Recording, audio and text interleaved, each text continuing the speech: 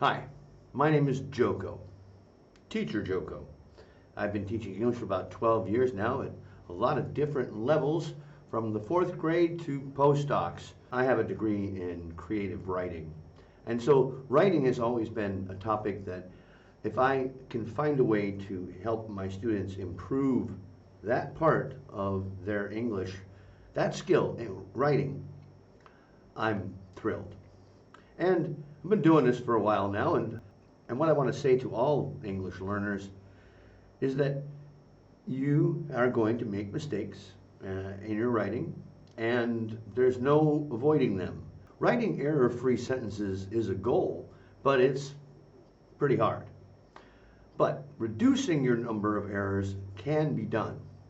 And I think the best way to do that is through identifying what your common errors are. And now everyone has their own particular set of weaknesses and errors that are common to them. But what I found after a dozen years or so of doing this is that there are 4 major categories of grammar errors that I see over and over and are probably the 4 most frequent. Are you ever going to not make these mistakes? Well, maybe not, but by knowing what they are, it'll help you identify what your mistakes are, and that will reduce their likelihood. There's a 5th one, which is a punctuation issue, which I'll come to. Now, in order to help you remember and understand what these errors are, I have personified them. I have turned them into creatures, because they're like monsters, right? And these monsters terrorize. Look what they did to this classroom. They are the Fearsome 5.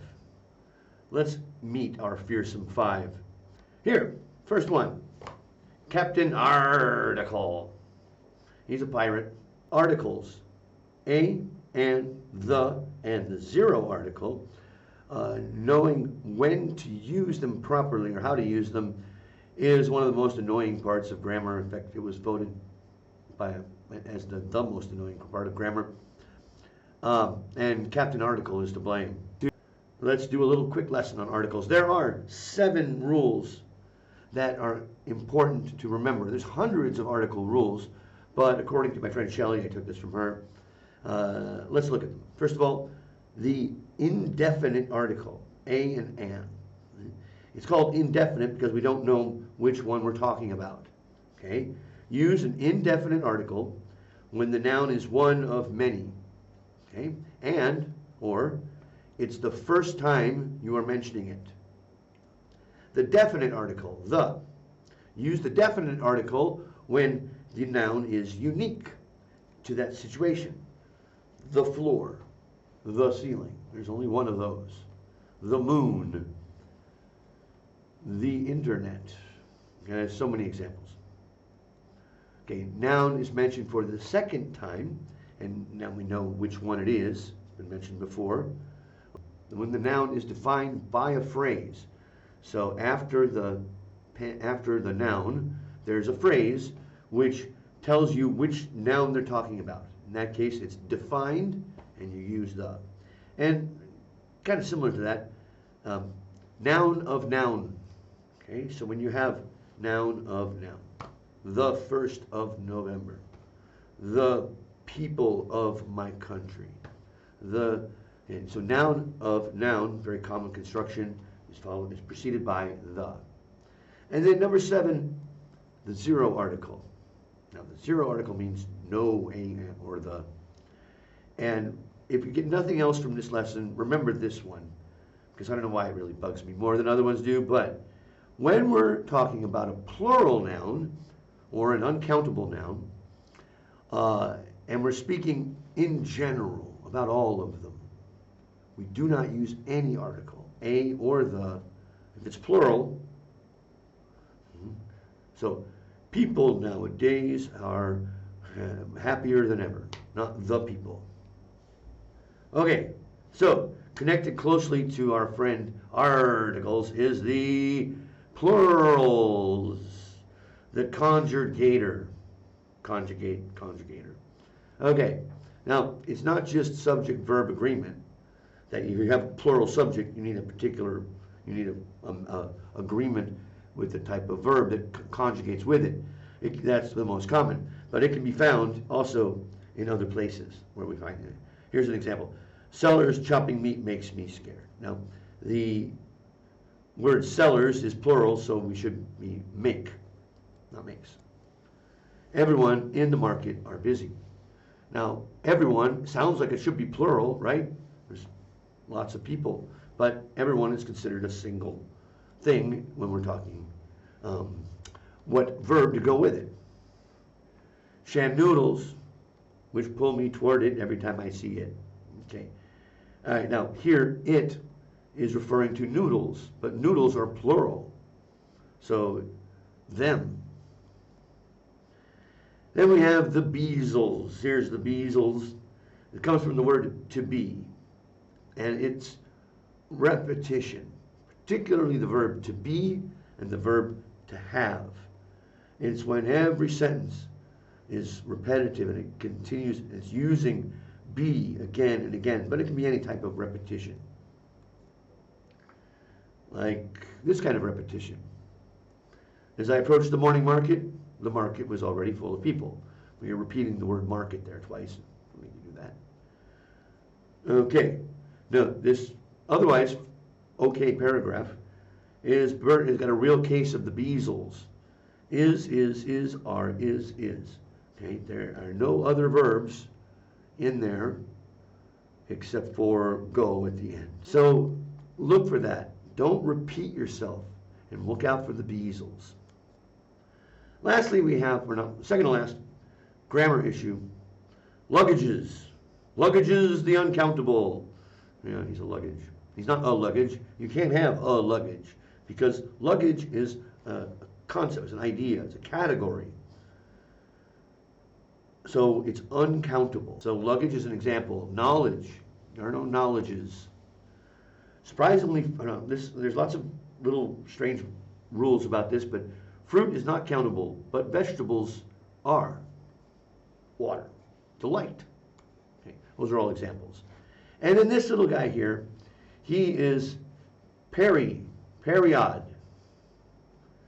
And this is rather unique to Myanmar, I think. I don't know, but I've noticed it here a lot. That the period at the end of a sentence, or any punctuation mark for that matter, is treated like it's a separate word, and it's given a space before it, and after it, of course, but there is no space before the period at the end of a sentence. You're going to confuse word counters and various things. It's a very simple fix to make, but there is no space before a comma or a period or any other things like that. Period from extra space. So, I'm going to give you a chance to do a little exercise here. So if you're watching on YouTube, when it comes to the next page, pause it and see if you can identify 12 mistakes of these types from the Fearsome 5. Oh, look at that. It's my favorite singer.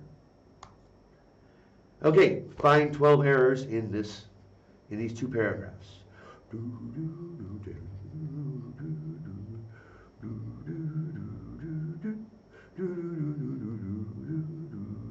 I'm going to sing the Jeopardy song. This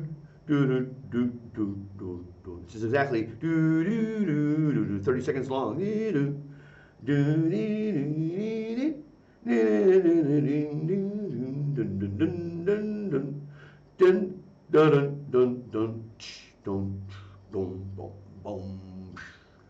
I can test on the video later to see if that actually was 30 seconds.